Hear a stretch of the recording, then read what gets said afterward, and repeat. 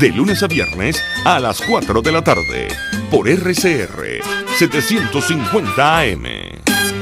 RCR 750 AM, porque lo bueno une.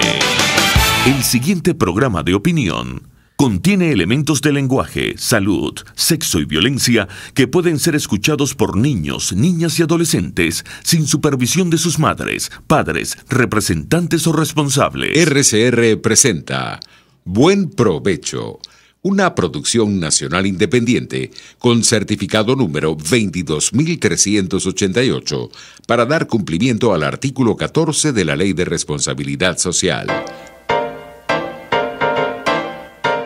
A partir de este momento, los invitamos a formar parte de esta mesa donde se componen y descomponen los problemas del país.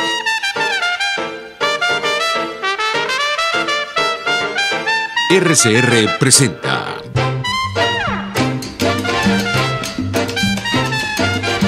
Buen Provecho con Thaís Peñalver.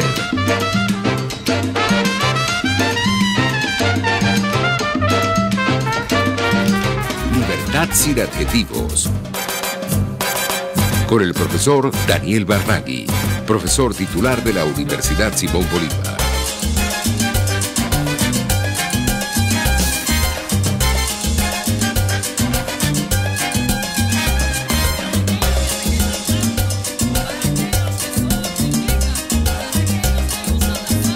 Muy buenas tardes, maravillosa audiencia de Buen Provecho. Con estos micrófonos y este programa les deseo a todos un maravilloso año 2019. Les quiero dar la bienvenida a este miércoles de Libertad sin adjetivos. Nuestra muy querida Thaís no está en este momento con nosotros en el programa de hoy, pero ella muy pronto se reincorpora y ella me pidió muy especialmente mandarle sus más efusivos saludos y deseos de feliz año a su muy querida audiencia que la extraña a ella tanto como ella a ustedes. Así que tengo el honor de compartir este programa de Buen Provecho con ustedes, y en la dirección general de la estación está Jaime Nestares, en la gerencia de producción Willy Cercaya, en la producción Juliet Córdoba, en los controles César González. Bueno, realmente no está César, es César Arteaga, eso lo vamos a cambiar. Y en la conducción, omnipresente, mi querida Thaís Peñalver, y este es su servidor, Daniel Barnaghi. Hoy tenemos un programa muy importante, en mi opinión. Bueno, todos lo son, pero este es muy especial, primero porque es el primer programa del año para mí, y segundo porque le pedí a Thaís que hiciéramos un programa con una óptica un poco distinta, que yo creo que es muy importante dada la fecha del día de mañana.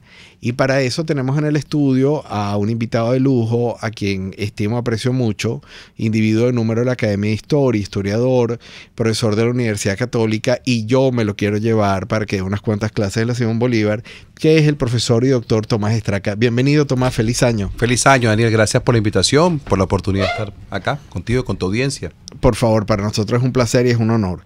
Tomás, voy directo a la primera pregunta que te tengo. Fíjate, mañana hay, más allá del tema que seguramente lo trabajaremos durante el programa, que es el tema politológico y el tema jurídico. Pero realmente yo quiero pedirte, con tu especialidad, tus conocimientos, tu experticia, ¿cómo entiende un historiador lo que es una juramentación de un presidente, al menos en los últimos 200 años? ¿Qué es para ti? ¿Qué significa para ti? ¿Y cómo ha sido en Venezuela la juramentación de un presidente, tanto cuando hay una primera elección como cuando hay una reelección? Bueno, mira, la juramentación del presidente, bueno, es una pregunta que tengo que organizar mi cabeza porque tiene muchas aristas, ¿no?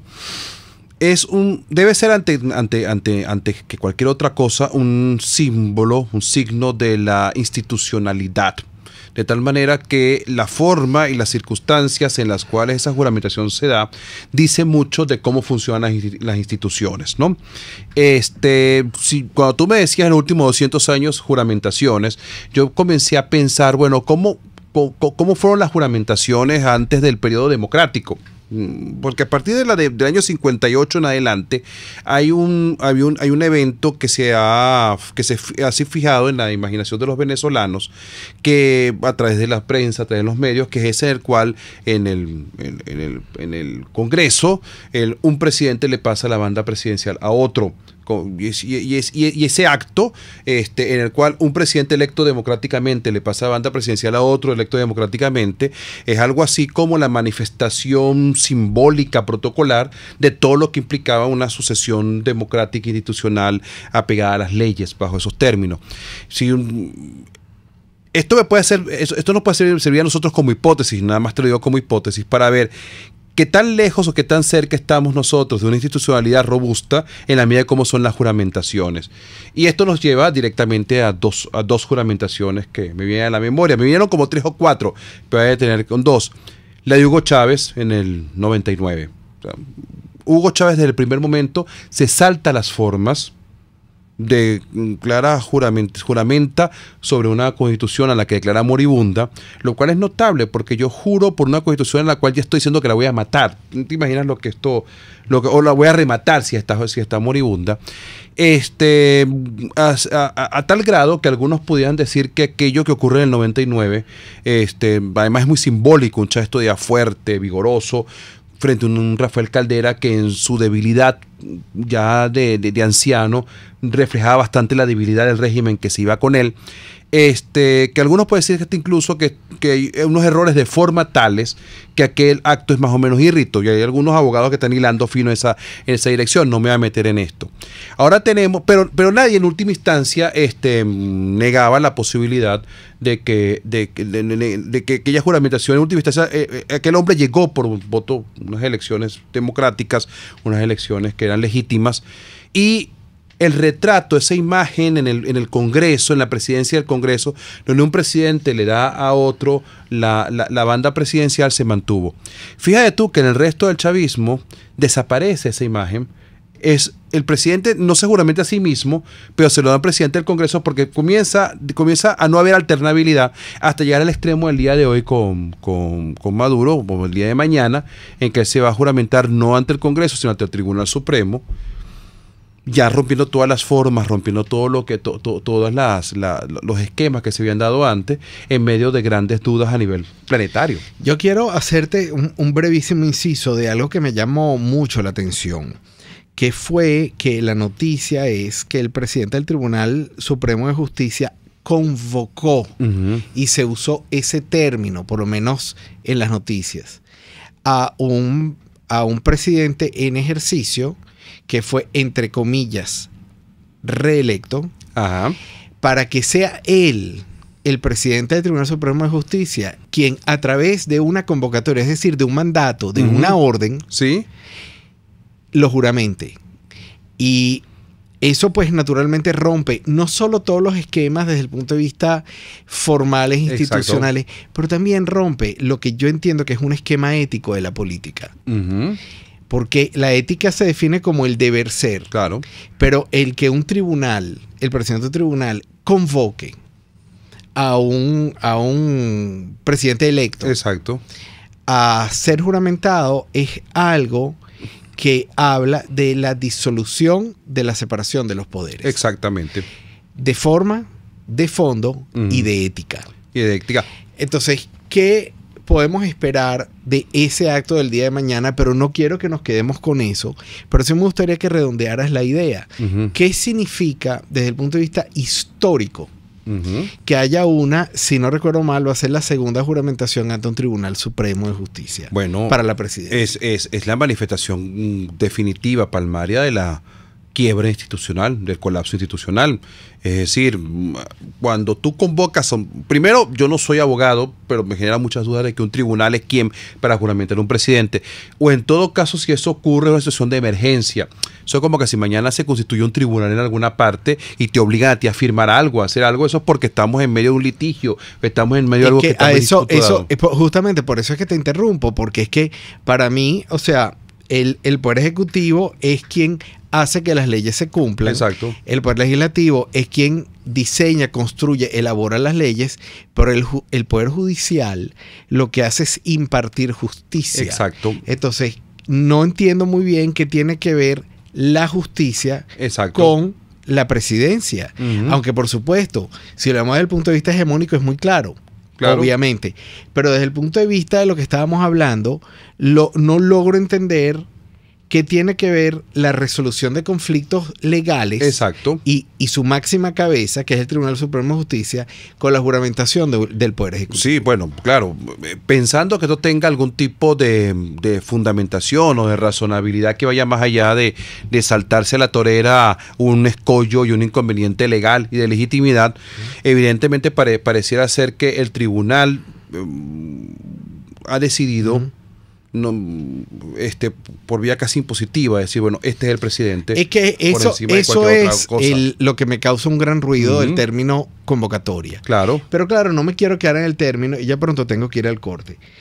En la oportunidad cuando el expresidente Hugo Chávez se juramentó ante el Tribunal Supremo de Justicia, ¿qué impresión te dio a ti esa juramentación? ¿Qué desde el punto de vista histórico tú piensas que eso también ya anunciaba esta destrucción de la institucionalidad, o era una cuestión coyuntural donde en realidad estaba tratando de resolver un intríngulis? ¿Qué impresión tienes tú? Bueno, es que la necesidad de resolver un intríngulis por la vía de un tribunal es porque ya las otras instancias institucionales no funcionan.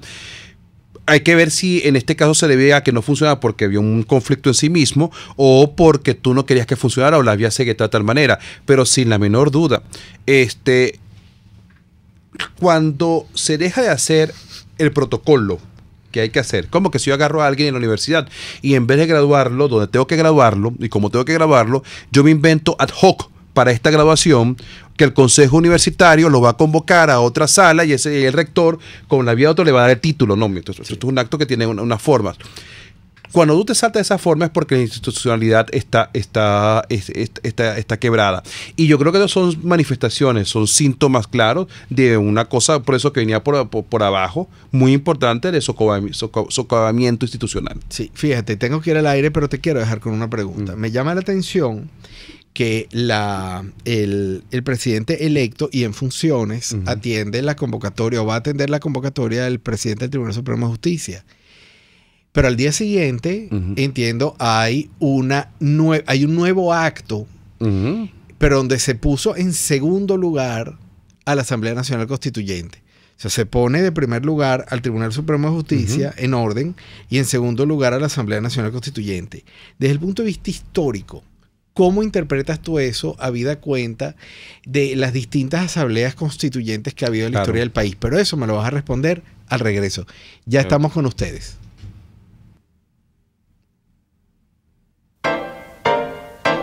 Usted escucha Buen Provecho con Thaís Peñalver por RCR 750 AM. Sintonícenos a través de Periscope, @RCR750, la radio que se ve. RCR 750 AM, porque lo bueno une. Los grandes temas se debaten en la mesa.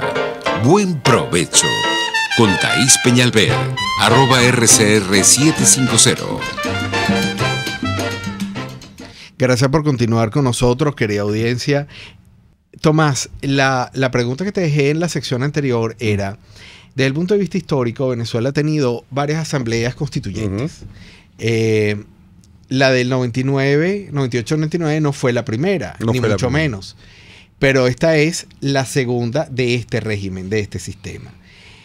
¿Cómo entiendes tú o cómo interpretas tú qué mensaje está encerrado en que la convocatoria que se atiende primero es la del Tribunal Supremo de Justicia y no la de la Asamblea Nacional Constituyente? Bueno, uno puede decir, así como primera cosa que se viene a la mente, que la representación de la soberanía del pueblo está en segundo lugar después del tribunal. Una asamblea constituyente tiene es la expresión del poder, de la soberanía de la nación, y está por encima de cualquier otra cosa. Aquí parece estar en segundo lugar. La Asamblea viene en todo caso a ratificar lo que el tribunal ya hizo. Yo no sé cómo interpretar esto en términos jurídicos, sea bueno preguntarle a un abogado que lo ha hecho, o en términos que puede entender de esto, o en términos políticos. Aquí debe haber algo de fina políticas. Tengo entendido que tiene que ver un poco con las relaciones internacionales. La Asamblea, que no es considerada legítima, el gobierno no sabe muy bien qué hacer con ella, necesita darse algún barniz de legitimidad. Entonces decir, bueno, este tribunal en última instancia es lo que nos va a dar. Parece va a haber una cosa política. Pero si es así, si es por lo político, nos damos cuenta que esta constituyente tiene un vicio que tienen otras, que han tenido o tuvieron otras constituyentes en la historia venezolana. No todas, pero la mayor parte, que sencillamente son una especie de aparato cosido a la medida de un caudillo de un régimen de turno. Es decir, llegaba al poder el general Antonio Guzmán Blanco. Él tuvo la delicadeza de no llamar a constituyente, sino una convención de delegados, poderes constituyentes, y esto lo que hicieron fue ratificar y enmendarle la plana y darle un barniz legal a lo que Guzmán Blanco quería hacer. Llega al poder Joaquín Crespo. Él hace unas elecciones que son bastante amplias, él tenía bastante libres también, él tenía bastante popularidad como para ganarlas, pero en todo caso la constituyente lo que hacen es decir, señor Crespo, usted tiene razón en lo que quiere. Ya es una constitución de avanzada, la del 93, pero en todo caso lo que hace es ratificar a Crespo. Es decir, las constituyentes son como una especie de mecanismo de legitimación de gobiernos de facto o de decisiones de facto.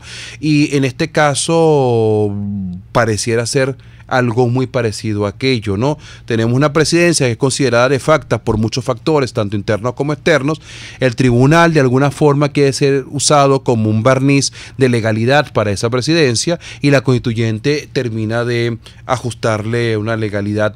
Pasa que en este caso llegamos a un extremo, ni a Crespo ni a Guzmán, ni siquiera ni a Falcón, la constituyente 64, porque esa no merece ser metida dentro de este mismo saco, o las constituyentes que se inventa Gómez, o las de Cipriano Castro, que si fueron simplemente asambleas aclamatorias de un caudillo de turno.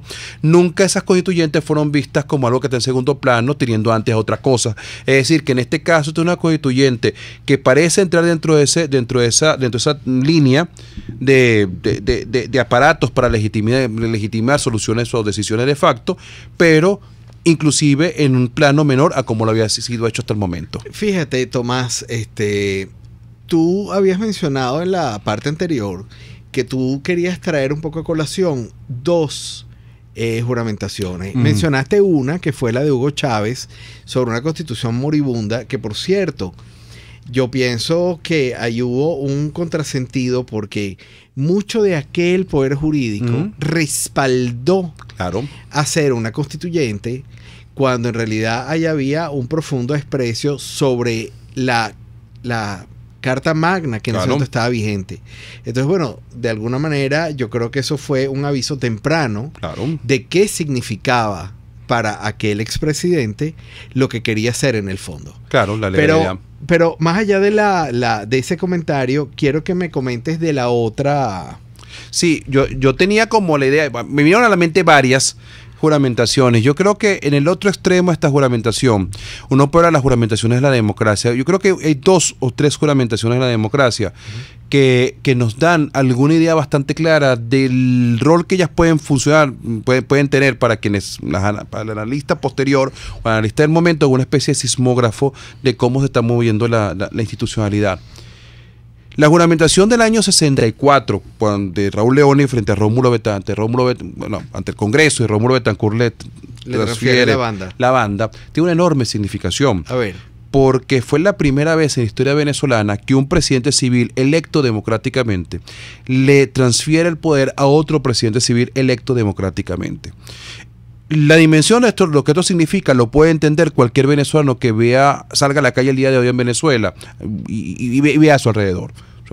Pensemos en las posibilidades que tenemos nosotros en 2018, 2019, 2020, de que un presidente electo democráticamente le entregue el poder a otro electo democráticamente sin que haya dudas sobre esa elección. La elección de Leoni fue una elección que no generó grandes dudas, realmente no generó ninguna duda. por lo menos, salvo algunos enemigos muy jurados del sistema, en cuanto a su legitimidad. Hay que ver lo que esto representa, lo que esto llegó a representar como avance, como paso adelante para la ciudadanía, para las prácticas democráticas. Luego pensé en la juramentación del año 69. La juramentación del año 69 va todavía más allá, porque no solo un presidente electo democráticamente le entrega el poder a otro electo democráticamente. Antes de Betancourt, ningún presidente civil de Venezuela había sido o electo democráticamente o se le había permitido terminar su periodo, salvo el caso de Rojas Paul, cuya elección se debió mucho a la tramoya de Guzmán Blanco, pero en todo caso fue legal. Quizás no tan legítima, pero perfectamente legal. Exacto, no tan legítima, pero perfectamente legal. La de Leoni, cuando Leoni le entrega la de Rafael Caldera, va todavía más allá, porque un presidente civil electo democráticamente le entrega el poder a otro civil electo democráticamente de oposición. Es decir, ahí pareciera que Venezuela se terminó de graduar de democracia, de institucionalidad. Bueno, yo creo que yo no soy de los que piensa que no se avanzó nada. Se avanzó mucho, hubo realizaciones no tan buenas como pensaba, pero sobre todo el problema del régimen anterior no fue tanto en lo que logró avanzar, sino en su renovación cuando hubo la necesidad de hacerlo. Es decir, la democracia anterior venezolana es como aquel que le va muy bien pasando todas las materias, pero después no sabe hacer la tesis, por decirlo de alguna manera en nuestro ámbito académico. Sí. Luego yo pienso en la juramentación, la coronación de Carlos Andrés Pérez, y en el año 92, como la gente la llamó la coronación. Y allí, fíjate tú, ahí ya se rompen, o sea, sacarlo del recinto del Congreso para llevarlo a un teatro, con todo lo que eso implica en tanto teatralidad ya deliberada, o sea, ya confesa. Pues, bueno, tú lo haces en un teatro. Eso ya te habla de que las cosas están funcionando bien. Aquí ya comenzó a haber como una especie de cortocircuitos. Y sobre todo la desproporción entre el tamaño de aquella juramentación con lo que pasó en la práctica. Carlos Andrés se sentía llamado a ser el gran renovador de la democracia, el gran salto adelante por segunda vez en su vida. Buena parte de lo que él quiso hacer creo que iba por el camino correcto, y que no haberlo querido por el resto de la sociedad venezolana es algo que estamos pagando todavía el día de hoy. Pero el modo de la juramentación, bueno, ya aquí hay algo que estaba funcionando mal. Te voy a hacer un comentario, una anécdota muy curiosa. Yo creo que tú sabes que yo soy músico. Y yo tuve la oportunidad, y realmente desde el punto de vista musical fue sencillamente extraordinario, de participar de esa coronación como coralista, porque se decidió que lo que se iba a interpretar era, digamos, la pieza central iba a ser el primer movimiento de la octava sinfonía de Mahler, conocida como la Sinfonía de los 1000. Es interesante porque esa sinfonía, el primer movimiento se llama Veni Creator Spiritus. Es una invocación al poder creador. Realmente eso, viéndolo hoy yo en retrospectiva, me causa un gran ruido, porque es de alguna manera dejar un poco de lado lo que significa la labor terrena de la política y hacer esa mezcla con la deidad, con la religión, con el mesianismo, con esa autoimagen que tenía Carlos Andrés Pérez, con las cosas buenas y malas que tenía. Claro. Pero fue muy interesante, y de hecho en ese momento, cuando se hizo ese montaje, Venezuela batió un récord mundial en ese montaje, en esa oportunidad. Pero que ya indicaba, estoy de acuerdo contigo, de que se estaban mezclando cosas que iban a... hemos dicho la palabra coronación, yo he querido como evitarla, pero la gente si una juramentación presidencial parece una coronación, ahí hay algo que no está funcionando bien. Eso es como que si mañana llegamos a una fiesta y y en vez de un matrimonio nos parece otra cosa, nos parece un velorio, llegamos a un velorio que nos parezca una fiesta. Es correcto. Y dice, bueno, un momento.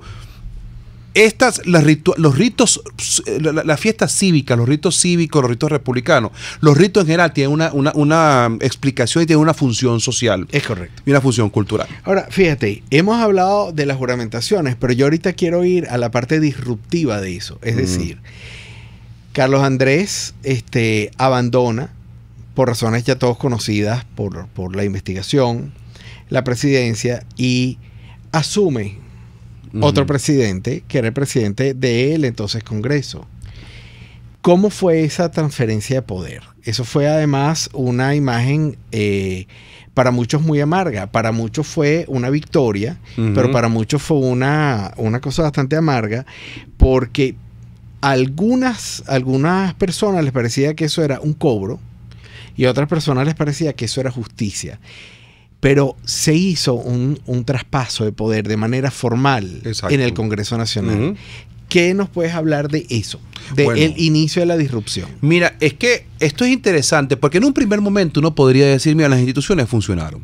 Es decir, el fiscal abre una averiguación, haya méritos en la averiguación para que el Congreso haya méritos en esa averiguación para que se le haga creo que un juicio a Carlos Andrés, al presidente, no me acuerdo muy bien ahora todos los pasos, se separa al presidente del cargo y siguiendo las normas las normas establecidas por las leyes, la Constitución y las leyes, se nombra primero al presidente del Congreso, Octavio Lepage, y después de un mes o un par de meses, no me acuerdo bien, llega el Congreso elige a un notable. Entonces, y además una figura de cuya honestidad y estatura intelectual y moral no hay ninguna duda. No hay ninguna. Pareciera que la cosa funcionaba bien, ¿no? Y se cumplen todas las normas. Yo me acuerdo que Lepage es electo y es juramentado como corresponde. Y Ramón J. también fue juramentado de acuerdo a lo establecido en la normativa y en el protocolo determinado. Esto también nos demuestra, pero también nos demuestra viéndolo a largo plazo, ya en retrospectiva, a la vuelta ya de, no sé, 25 años de aquello, de un cuarto de siglo, y sobre todo de las consecuencias, de que a veces, de que uno no tiene, bueno, pues es una verdad de perogrullo, sobre todo para mí que soy historiador, tú que eres politólogo, lo llevas a un nivel todavía más amplio, eres también psicólogo, ¿no? Solo politólogo. Solo, bueno, en realidad yo soy ingeniero electricista. Ah, verdad. Pero mi doctorado es en ciencia política. Ciencia política, sí. Mira, que bueno, que uno tiene que las apariencias pueden encerrar, y pueden envolver cosas de otra índole. No nos estábamos dando cuenta que con aquellos ejercicios que parece haber seguido al pie de la letra las leyes, estábamos desmontando la institucionalidad. O sea, que estamos poniendo la institucionalidad al servicio de otro proyecto. Sí, fíjate, me escribe Thaís, que nos está viendo y a quien le vuelvo a mandar saludos, y me comenta algo bien interesante. Dice que la coronación se llevó a cabo en el teatro porque había otro evento internacional muy importante en Venezuela en ese momento y realmente no cabían todos en el Congreso, porque porque había una cuestión de tamaño. Pero nunca se pudo, eso no lo escribe, eso es lo que hasta ahí me escribió Thaís, pero lo que a mí me cuesta interpretar es que la magnitud del evento fue una coronación. Sí, el conjunto de fiestas que se hicieron paralelamente a esto, ¿no? Eso no fue una designación usada por la izquierda, te pregunto yo a ti. Lo de la coronación, no lo sé en este momento. Apareció en la prensa. Yo no sé si la prensa ya estaba entonces, o algunos directores de medios, dueños de medios, algunos grupos, ya estaban entonces apostando a secretar el poder de Carlos Andrés, el gobierno de Carlos Andrés. Hay enemigos jurados, ¿no? La democracia venezolana convivió todo el tiempo con enemigos jurados, con gente antisistema. Eso en sí mismo no es malo. Las democracias implican que se permite la voz de algunos sectores antisistema. O sea, tienes derecho a tener una opinión antisistema siempre y cuando tú no conspires contra el sistema. Bueno, por eso es que te estoy haciendo las preguntas acerca de las disrupciones, porque luego de que se concluye, entre comillas, el periodo de Carlos Andrés Pérez, que en mi opinión fue una defenestración. Exacto, no, yo también una defenestración absoluta. Esa es mi opinión. Claro. ¿Okay? Viene entonces un gobierno que llega al poder con uno de los índices de abstención más altas, donde hay una juramentación que fue muy particular desde mi punto de vista. Te pido que me corrijas si me equivoco.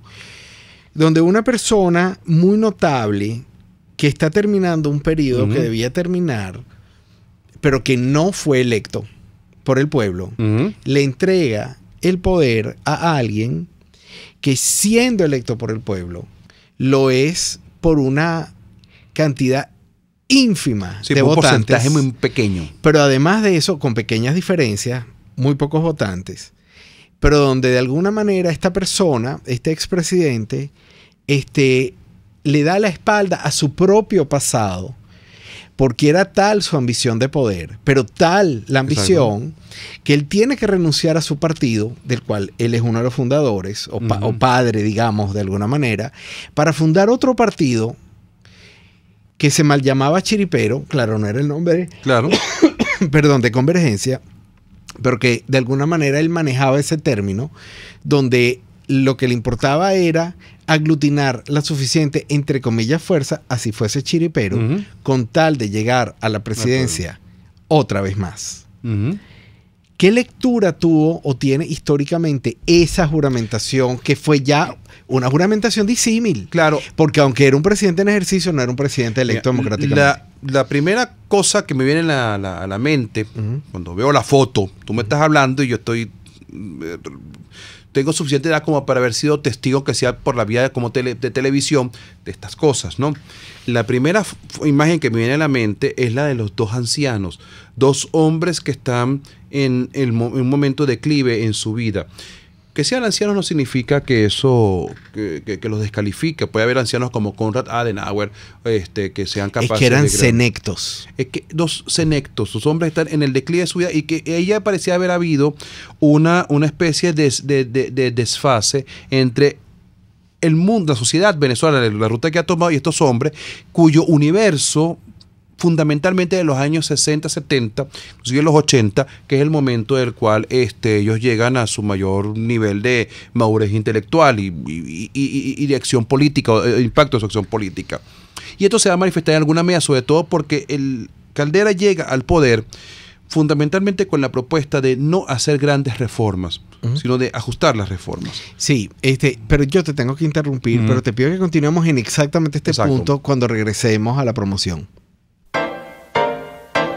Usted escucha Buen Provecho con Thaís Peñalver por RCR 750 AM. Puedes seguirnos en nuestras redes sociales. En Twitter, @RCR750, la radio que se ve. Las lesiones articulares o musculares son más frecuentes de lo que piensas. La Unidad de Cirugía Articular y Medicina Deportiva, Haroldo Macareño y Guillermo Rangel, cuenta con el mejor equipo de traumatólogos reconocidos por la Sociedad Norteamericana de Artroscopia. Ubícalos en la Policlínica Metropolitana o al 0414-305-8176. Superar tu lesión es nuestro compromiso. RCR 750 AM. Porque lo bueno une. Conéctese con nosotros en señal abierta o por rcr.tv, la radio que se ve. Y síganos en Twitter, @RCR750 y @PrensaRCR. Y buen provecho. Querida audiencia, gracias por continuar con nosotros aquí en Buen Provecho. Hoy es miércoles de Libertad Sin Adjetivos. Nos acompaña el profesor y doctor Tomás Estraca, individuo de número de la Academia de Historia, profesor de la Universidad Católica, y por segunda vez te lo voy a decir, y te quiero llevar para que ver cómo te incorporamos un poco también en la Universidad Simón Bolívar, que sería un honor. Tomás, estábamos hablando de que ese atavismo, esa senectud, que de alguna manera personalizó en estas dos personas, que sin duda alguna tenían muchos elementos muy profundamente respetables, pero representaban un sistema deteriorado. Exactamente. Y se hace una juramentación, una transmisión de poder de personas que vivieron, digamos, la Segunda Guerra Mundial, el ascenso de una filosofía de izquierda, con distintas gradaciones, porque Acción Democrática, claro, un partido un poco más de izquierda, claro. Está inscrito en la Internacional Socialista, pero se suponía que Copey, que era la contraparte, que mucha gente durante mucho tiempo pensó que era un partido de derechas. Obviamente no lo es, aunque las categorías de izquierda y derecha, tú y yo sabemos que en la academia ya las estamos dejando de lado, ¿no? Pero es solamente para hacer un referente corto. Yo te pregunto si una vez que se produce esa traslación de esa transferencia de poder de un pensamiento de izquierda moderado a otro pensamiento de izquierda moderado, pero que necesitaba el poder como más que el aire, se produce la siguiente juramentación, que es la que ya tuvimos mención, que es a una persona que fue electa y que pasa a la notoriedad por ahora, con un golpe de Estado, con intentar romper la institucionalidad democrática, que se autodenomina como una persona que no era de izquierda, pero sí de reivindicación y de justicia social. Exacto.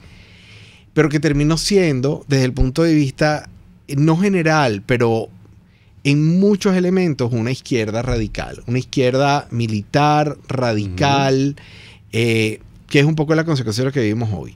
¿Cómo ves tú esos traspasos de poder entre esos tipos de izquierda, si es que tú estuvieras de acuerdo que son? Mira, es que hay algo con respecto a lo de Caldera y Ramón J. Bueno, primero, una sociedad puede voltear hacia sus ancianos cuando está buscando, venerables ancianos, cuando está buscando asideros morales. Hay una cierta sensación, que no era una sensación infundada, de que Venezuela vivía una especie de erosionamiento ya que se estaba convirtiendo en la avalancha, un erosionamiento que se convierte en la avalancha en cuanto a la moral, y que son los polvos que llevan estos lodazales. O sea, la gente que ha hecho las cosas que se han hecho durante el chavismo no es gente que llegó de la luna, no es gente que apareció abruptamente, es gente que ya estaba allí y que se estaba formando entonces. Te volteé hacia los ancianos. Pero cuando tú ves esto, tú dices, bueno, la primera conclusión es: hay un problema con la renovación, no solo generacional, sino en términos de las ideas, términos muy amplios. En segundo lugar, vamos a tratar de cambiar el foco. No veamos la juramentación, no la recordemos como la vimos los televidentes, es decir, con la toma puesta en la presidencia del Congreso. Veamos un poco hacia quienes están en los curules o en las curules. Y mucha de la gente que está en las curules acompañando a Caldera en el año 94 son los mismos que están con Chávez acompañando a Chávez en el 99. Es decir, que hay mucha gente que llegó al poder en el año 94 y están desde entonces en el poder, tienen 25 años en el poder. Y es esta gente de chiripero que tú acabas de comentar. El chiripero, esa categoría creo que es de Teodoro Perkov, cuando en el año 83 vuelve otra vez la izquierda a fracasar en su intento de hacer una candidatura de unidad de la izquierda. Se lanza Teodoro Perkov y José Vicente Rangel, que había sido candidato del MAS, no se lanza con el MAS, sino que se va con otro grupo, con lo que esto implica para el MAS. Quien había sido su abanderado se va con otro grupo y un montón de pequeños partidos de izquierda se unen en torno a José Vicente Rangel, y ese grupo lo llama chiripero, lo llama Teodoro. Ese nombre chiripero reaparece cuando Caldera se une a Caldera, incluyendo ahorita el MAS. Y ese chiripero es fundamentalmente el polo patriótico. Y esto se ajusta con lo que tú me estabas preguntando sobre el pensamiento de izquierda. La democracia venezolana, la democracia de los años 60, se fundamenta dentro de lo que se conoce como el consenso socialdemócrata y keynesiano que entonces es el mundo. Consenso socialdemócrata y keynesiano al cual se le deben una gran cantidad de avances sociales y económicos. El boom europeo, el boom del bienestar. Y esto, por supuesto, tiene, como todo en la historia, como todo en la vida, un momento de mayor despliegue, un momento del cual ya tenía que renovarse. Y después, bueno, fue sustituido por el neoliberalismo, que llegó a otro extremo, solucionó unas cosas y creó otros problemas. Dentro de ese, ¿qué es la ruptura fundamental que representan estas personas? Que representa, por ejemplo, Caldera en un primer momento desde el socialcristianismo, una postura muy éticamente antiliberal en lo económico, no en lo político, en lo económico. Fundamentalmente es que hay un sector, las nuevas generaciones dentro de la democracia apuestan un poco a lo que Carlos Andrés representó, que son las que son ahogadas. No estoy diciendo que sean buenos o sean malos, pero Eduardo Fernández, el gran Delfín, o Osvaldo Paz son decapitados Claudio Fermín es decapitado, toda esa nueva generación de Acción Democrática y COPEI quedan fuera, y los viejos líderes del partido, Caldera, que va a gobernar de la mano con Alfaro desde el Congreso, van a insistir en mantener ese modelo de los años 60 con una población que lo aplaude. Cuidado, estos no fueron unos tipos que se montaron como una especie de tirano de ocupación extranjera. La sociedad venezolana aplaudió aquello, no solo lo aplaudió, sino que después prefirió irse detrás de Chávez cuando prometió profundizar el mantenimiento del pasado. Fíjate, estamos acercándonos al final del programa y me quedan 2 o 3 preguntas nada más. Una de ellas tiene que ver con las juramentaciones que no ocurrieron y que tú te me adelantaste y te lo agradezco. Tú hablaste de 2 personas y yo quisiera incluir una tercera, digamos, en la historia contemporánea, que son Irene Sáez, Alfaro y el que fue el contendor de Hugo Chávez por el Proyecto Venezuela. Salas Romer. Ajá. En tu opinión, y visto todo esto, estas eran son 3 personas completamente diferentes. Y más allá de que, bueno, no quiero ser yo quien haga los juicios de valor, sino tú. ¿Qué hubiera pasado si alguna de esas juramentaciones que no ocurrieron hubiesen sido las que hubiesen llegado al poder? Bueno, entonces historia contrafactual. Siempre dicen los historiadores, bueno, aunque ahí hay unas escuelas de historiadores que están comenzando a jugar con ello, es un poquito, a veces como uno dice, bueno, no sé si será nutritivo, productivo para la historia, pero no es improductivo en términos de reflexión. En términos políticos es importante porque muchas veces el aprendizaje se hace sobre los errores que cometen las sociedades. Claro. ¿Qué es el caso? Bueno, por supuesto, la sociedad venezolana tiene que aprender mucho sus errores, pero eso es un tema largo en el que yo estoy cada día insistiendo más, pero no es para el caso de este programa que está por terminar. Mira, Alfaro Usero representaba mantenerse en la ortodoxia del sistema democrático tal como se había establecido en los años 40, en los años 50, 60 y 70.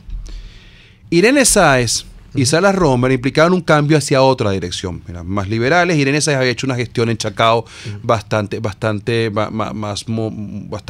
moderna, demostrando que ella no era solo una belleza, sino que ella tenía la capacidad, por lo menos, de saber oír a asesores bien formados, lo cual no es poca cosa. No tienes tú que ser un genio, pero si tú eres una persona, eso fue el éxito de Gómez, por decir algo. Yo creo que si en vez de Alfaro Usero se hubiese juramentado, no creo que el sistema hubiese logrado resistir. Hubiese sido la prolongación de una agonía.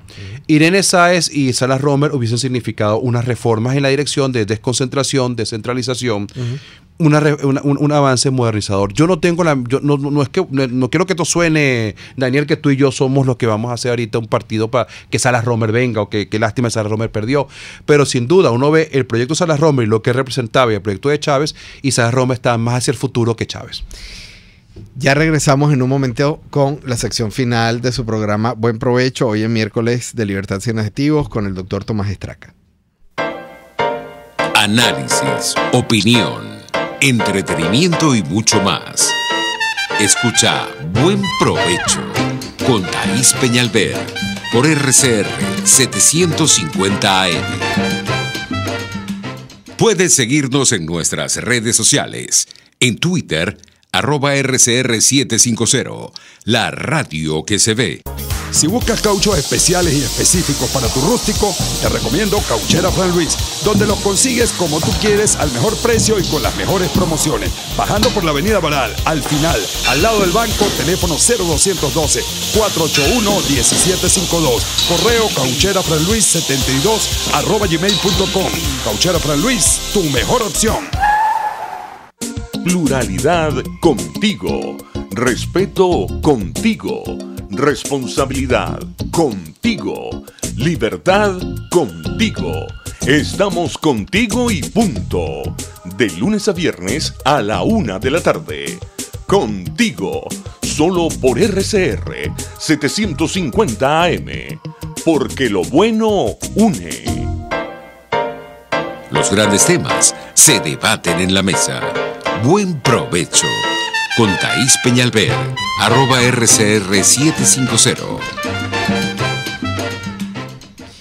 Queridos amigos de nuestra audiencia, te agradece tu participación.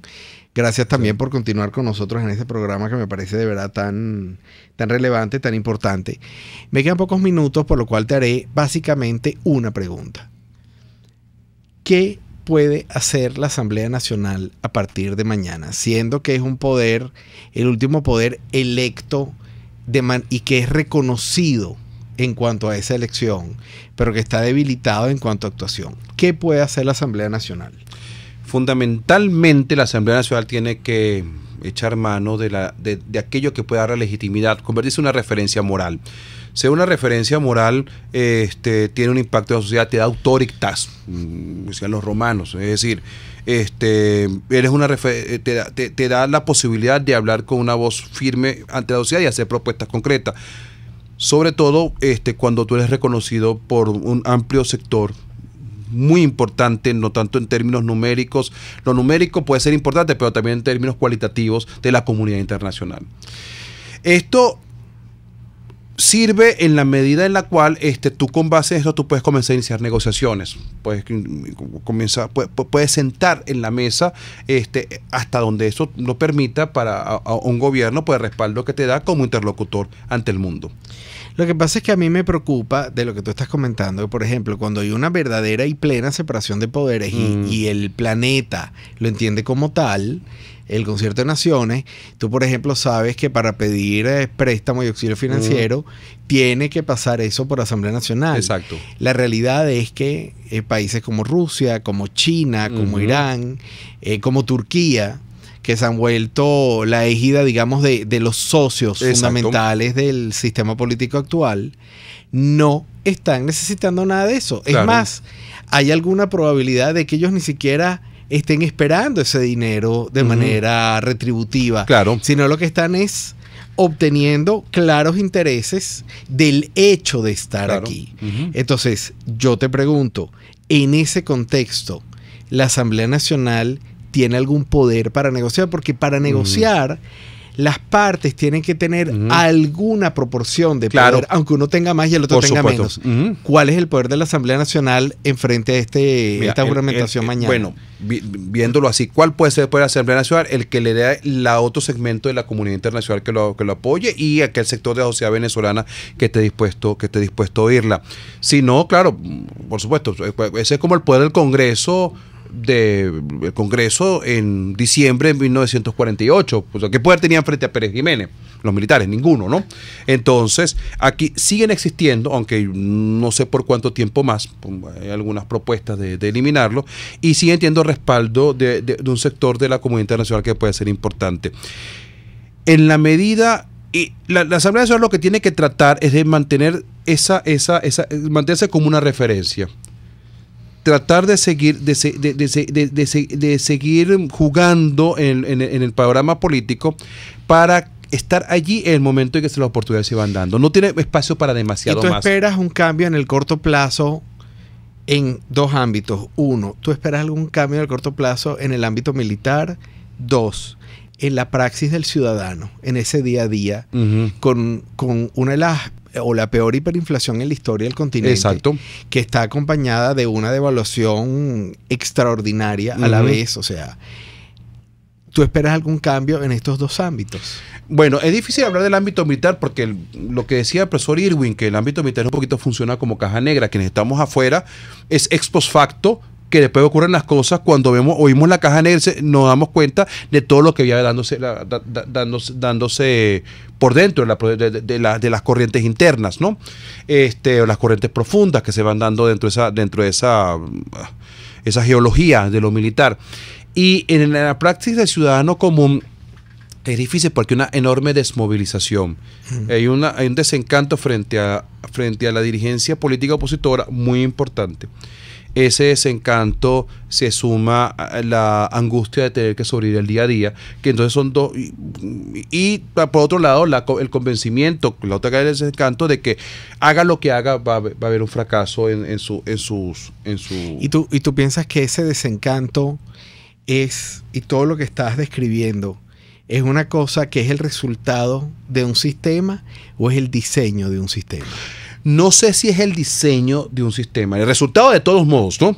Pero no sé en qué medida fue diseñado. Yo creo que hay una dimensión de esto, o sea, una dimensión de diseño. Cuando tienes un contrincante, ¿no? Y tenerle que demostrar al contrincante que proteste con lo que proteste y el tamaño que tenga la protesta, tú no le vas a hacer caso a ello. Yo simplemente lo vas a enfrentar y vas a seguir adelante. Si eso te da resultado las 2, 3 primeras veces, generas una enseñanza, generas un aprendizaje en la cual esto importa poco o nada.